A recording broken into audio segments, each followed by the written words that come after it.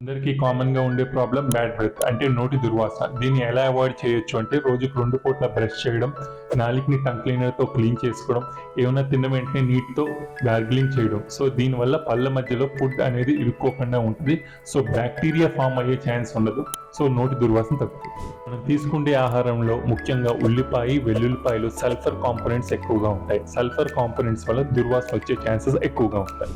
తక్కువ తినడం వల్ల మరియు తిన్న వెంటనే పుక్కులిని చూసి అలవాటు చేసుకోవడం వల్ల నోటి మధ్యలో ఫుడ్ ఎప్పుడు ఇరుక్కోదో మనకి ఇలాంటి దుర్వాసన అనేది అవాయిడ్ చేసే ఛాన్స్ ఎక్కువ ఉంటుంది. స్మోకింగ్ మరియు ఆల్కహాల్ తాగే అలవాటు ఉన్న వాళ్ళకి దుర్వాసన వచ్చే అవకాశాలు ఎక్కువ ఉంటాయి. సో ఈ బ్యాడ్ హ్యాబిట్స్ ఉంటే వెంటనే మానుకోండి. నోరు డ్రై అవ్వడం వల్ల కూడా బ్యాడ్ బ్రీత్ వచ్చే అవకాశాలు ఎక్కువగా ఉంటాయి. అలాంటప్పుడు ఎక్కువ వాటర్ తీసుకోవడం వల్ల కూడా బ్యాడ్ బ్రీత్ని అవాయిడ్ చేసిన వాళ్ళు అవుతాం. చిగుళ్ళ సమస్య ఉన్న వాళ్ళు ప్రొఫెషనల్ టూత్ క్లీనింగ్ కానీ డీప్ క్లీనింగ్ చేయడం వల్ల కానీ దుర్వాసనని మనం అవాయిడ్ చేయవచ్చు. దీంతో పాటు యాంటీసెప్టిక్ మౌత్ వాష్ వాడడం వల్ల కూడా దుర్వాసనని అవాయిడ్ చేయొచ్చు.